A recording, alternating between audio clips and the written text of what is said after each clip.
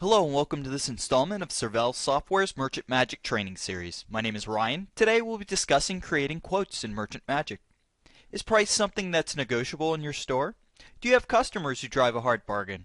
Does a customer need to bring home a quote to show his wife? Or do you want to bid for a job for the police department, for example?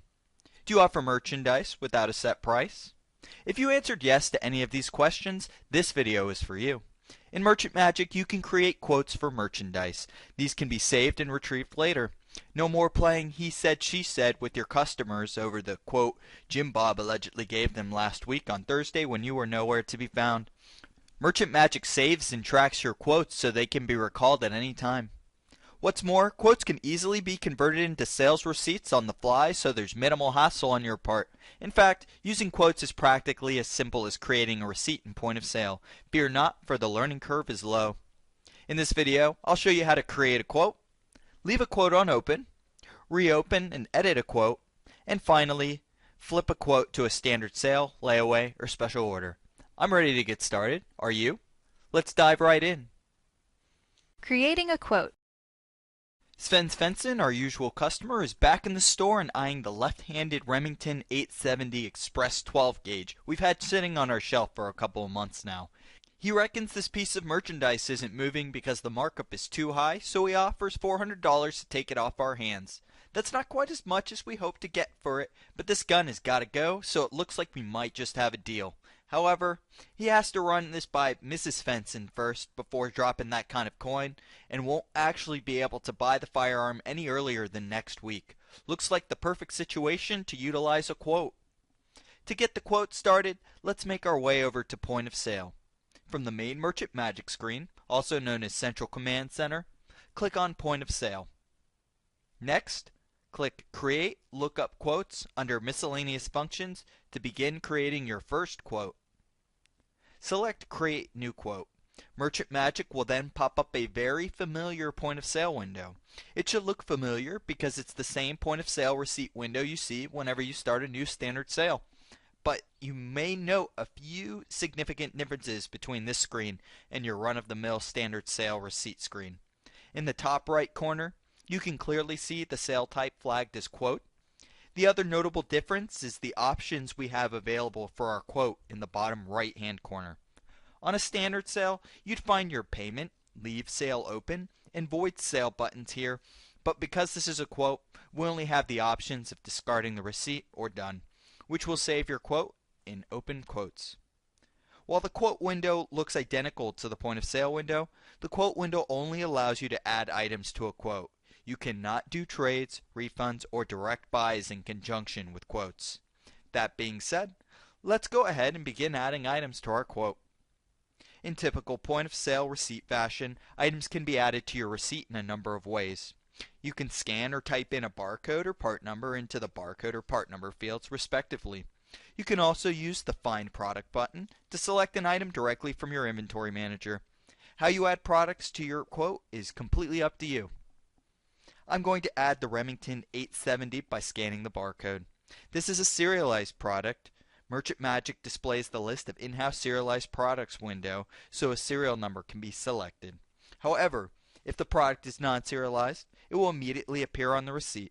I'm going to select the serial number now, but if you aren't certain which serial number your customer will acquire, you can use the Save as Unknown Serial Number button and apply the serial number after you flip the quote to an actual sale.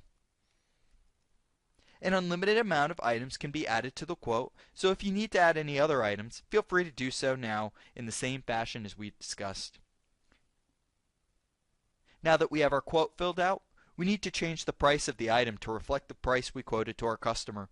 To do so, click on the price and a price adjustment screen will appear. Input the quote in the new price field and click Save.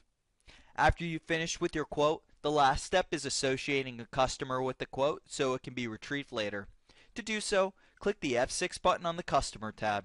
But don't worry, if you forget to do so and click the Done button without first selecting a customer, Merchant Magic will whisk you away to the customer directory before it lets you close the quote. Now, if your customer is not already in your customer directory, you have several options for adding them. If you possess a Xenon 1900 driver's license scanner or MagTech magnetic strip reader, You can scan or swipe their driver's license, and Merchant Magic will prompt you to add the customer.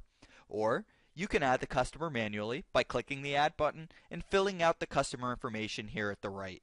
Make sure you include all required and necessary information for compliance of ATF regulations.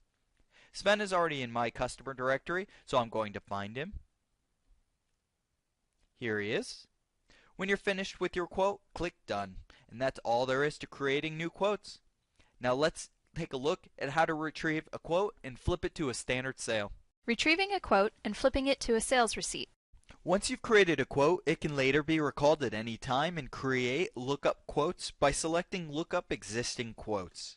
This takes you to the quote manager where all your open, voided, and completed quotes can be found. From here, you can find the quote by searching open quotes by last or first name. If you want to find a voided or completed quote, you can do so by selecting the appropriate option here at the left and clicking Find once you input your customer's name. A week's time has passed, but it looks like Mrs. Svensson gave Sven the green light because he's back and ready to buy that Remington 870. I'll pull up Sven's open quote by selecting Open Quotes and searching for the quote I created. Here it is. Now that's left is to flip this quote to a sale. To do so, click the Add Delete button in the top left, which will open your quote. To flip the quote to a standard sale, layaway, or special order, click Change Sale Type in the toolbar and select the appropriate option. This particular sale is not subject to a waiting period, so I'm going to select Standard Sale. After you've flipped your quote to the sale type of your choosing, you'll simply process the sale as you would any other sale of that particular type. You're all done with the quote process.